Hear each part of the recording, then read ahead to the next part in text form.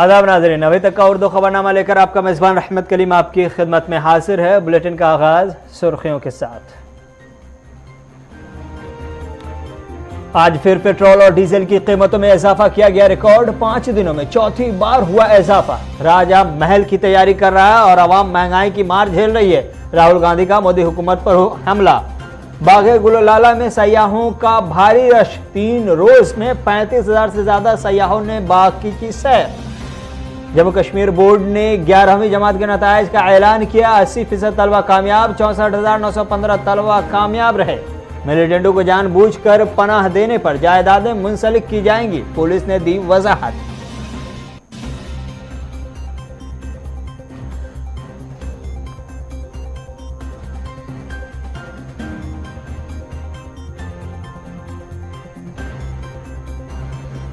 दिल्ली का सालाना budget deputy CM Manish Sisodia ने किया पेश। केजरीवाल ने महंगाई और बेरोजगारी खत्म करने वाला बताया बजट। वजीर खारजा जयशंकर बैरून ममालिक के सरकारी दौरे पर रवाना। मालदीव और श्रीलंका का कर रहे हैं दौरा। यूपी में समाजवादी पार्टी के अरकान असेंबली की हुई मीटिंग। अखिलेश यादव को मुत्तफका तौर पर अपोजिशन का रहनुमा किया गया मुंतखब। दिल्ली में कांग्रेस की तमाम जनरल सेक्रेटरीज के साथ हुई मीटिंग। सोनिया गांधी की क़यादत में सरगर्मियों का लिया जायजा। पीएम मोदी 30 मार्च को 5वीं डोमेस्टिक चोटी कॉन्फ्रेंस में वर्चुअल सराय से होंगे शामिल, रखेंगे मौक़िफ़। सुर्खियों के बाद खबरें तफसीलात के साथ। आज शाम से कबल बारामूला के नौशेरा बुनियार में वाक़ सैयद सखी की ज़ियारत शरीफ में आग की वारदात पेश आई है। मकामी लोगों का कहना है कि अचानक सूफी बुजुर्ग की ज़ियारतगाह में आग नमूदार हुई, जिसने देखते ही देखते भयानक शक्ल अख्तियार कर ली। नौशेरा बुनियार ज़ियारत शरीफ में आग के अचानक नमूदार होने से इलाके में सनसनी फैल गई। वक्त पर फायर सर्विस के फौरी कार्रवाई शुरू न करने की वजह से आग ने अपना काम कर दिया और पूरी ज़ियारत शरीफ आग की नज़र हो गई और जलकर राख हो गई। क्योंकि ये ज़ियारतगाह लकड़ी की थी, इसलिए कम वक्त में ये पूरी ज़ियारतगाह जलकर खाक हो गई है। तस्वीरें आपके सामने में हैं, देख सकते हैं किस तरह से जब तक कि इंतज़ामिया फायर ब्रिगेड का अमला पहुंचता, फायर ब्रिगेड की सर्विस पहुंचती और इसे आग पर काबू पाने की कोशिश की जाती, तब तक कि ये पूरी ज़ियारतगाह जलकर राख हो चुकी थी और ये पूरी की पूरी लकड़ी की बनी हुई थी, इसलिए आग पर काबू पाने में कामयाबी नहीं मिल पाई। ये तस्वीरें आपके सामने हैं, वो इस वक्त बता रही हैं कि किस तरह से कितना बड़ा नुकसान ज़ियारतगाह शरीफ को हुआ है। आपको बता दें कि शाम से कबल ही अंधेरा छाने से थोड़ी देर पहले नौशेरा बुनियार में वाक़ सैयद सखी की ज़ियारत शरीफ में ये आग की वारदात पेश आई। मकामी लोगों का कहना है कि अचानक सूफी बुजुर्ग की ज़ियारतगाह में आग नमूदार हुई है। क्या इसकी वजह क्या रही, क्या कुछ सूरत हाल है और इसके पीछे की वजह क्या रही, ये अभी वजूहात और असबाब की तलाश जारी है। इस सिलसिले में बहुत कुछ नहीं कहा जा सकता। मकामी लोगों का क्या कुछ कहना है वो भी सुन लीजिए।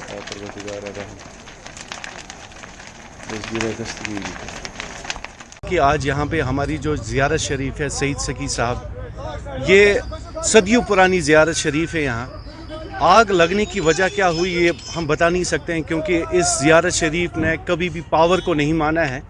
एक बार हमने कोशिश की थी कि ज़ियारत शरीफ में पावर लगाएं, तो दूसरे दिन वो उसकी जो फिटिंग वगैरह लंप वगैरह थे वो जल गए थे। तो आज वाक़ा क्या हुआ, कैसे ये आग लगी, ये आनन फानन सारा कुछ यहाँ पे ख़त्म हो गया और आग इतनी तेज़ चली कि जिसका हम अंदाज़ा भी नहीं लगा सकते हैं। लेकिन मोर्द इल्ज़ाम मैं हुकूमत वक्त को लगाना चाहता हूँ या एडमिनिस्ट्रेशन को लगाना चाहता हूँ कि अगर यहाँ पे फायर सर्विस होती, हम बारहा हर वक्त हम ये फरियाद करते हैं हुक्मरानों को कि मेहरबानी करके हमारे इस तहसील बोनियार के लिए फायर सर्विस दी जाए, लेकिन कभी भी इस बारे में कोई भी गौर या फिक्र नहीं की जाती है। आप ये देखिए, ऊड़ी यहाँ से 30 किलोमीटर दूर है और बारामूला यहाँ से 25 किलोमीटर दूर है। इस एरिया में कहीं पे भी आप फायर सर्विस का कोई भी निज़ाम या अमला नहीं पाओगे।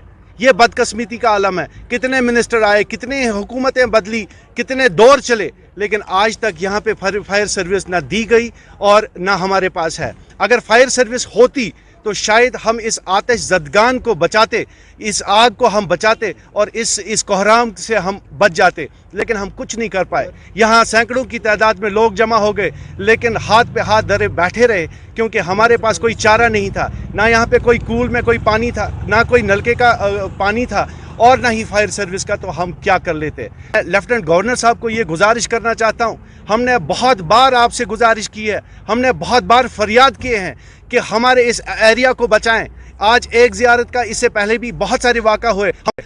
जम्मू कश्मीर इंतजामिया की जानिब से चलाई जा रही मुहिम हर घर तक सरकार के तहत आज deputy commissioner Kulgam doctor Bilal Mohiuddin Bhatt ने दूर दराज के इलाकों का दौरा करके अवामी मसाइल को जानने और उनको हल करने की कोशिश की। आज डीसी कुलगाम ने कुंड वैली का दौरा किया, जहां एक कैंप लगाकर उन्होंने अवामी मसाइल को सुना और उसके इजाले की हर मुमकिन कोशिश की। इस मौके से सर्जकारी मुहिम भी शुरू की गई।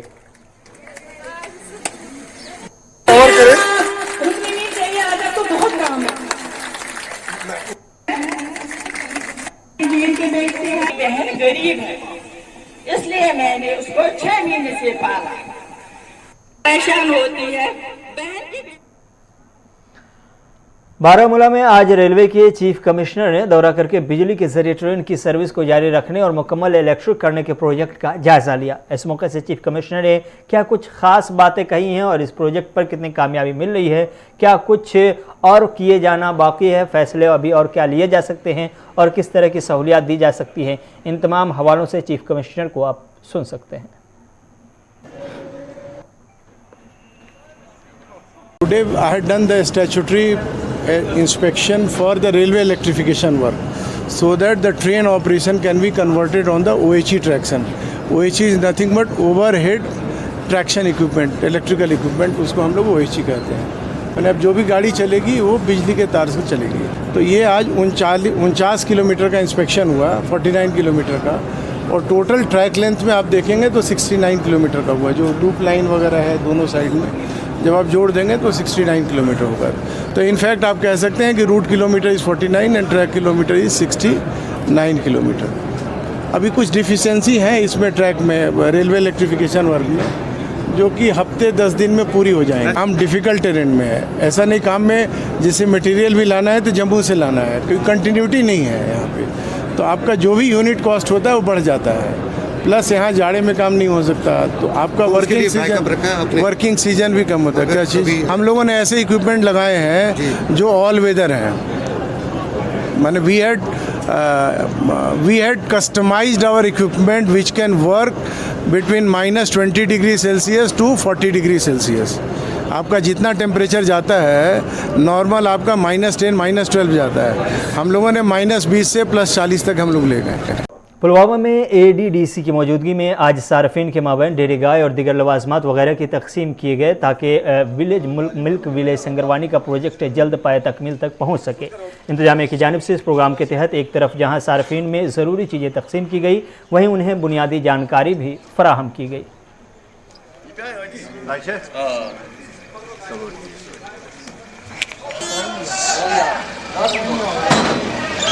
जो एक प्रोजेक्ट सैंक्शन हुआ है 2018 में, milk village Sangarwani under tribal sub plan, इसमें हमें एक बेनिफिशरी को 100% सब्सिडी पर एक गाय देनी थी, और उसके अलावा एक चैप कटर वो घास काटने के लिए, ताकि उसकी फीडिंग एफिशिएंसी बढ़ जाए, और दूसरा हमें कुछ यूटेंसिल्स भी देने थे, मिल्किंग यूटेंसिल्स।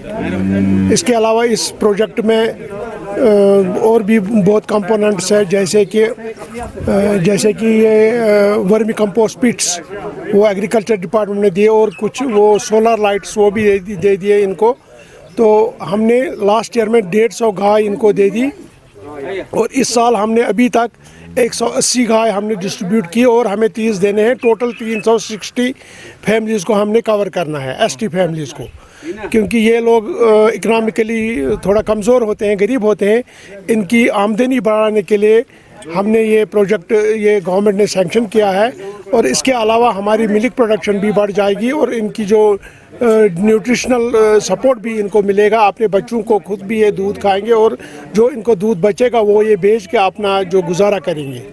जो आपने अभी यहाँ पर डॉक्टर हुसैन साहब ने आपसे यहाँ पर जो चीफ एनिमल हस्बेंड्री ऑफिसर यहाँ पुलवामा के हैं, इन्होंने आज का जो यहाँ पर यहाँ प्रोग्राम डायरी काउज डिस्ट्रीब्यूशन का बनाया है, ये विलेज संगरवनी जो मिल्क विलेज करार दिया गया है, एक प्रोजेक्ट के तहत इसको अप्रूव किया गया है।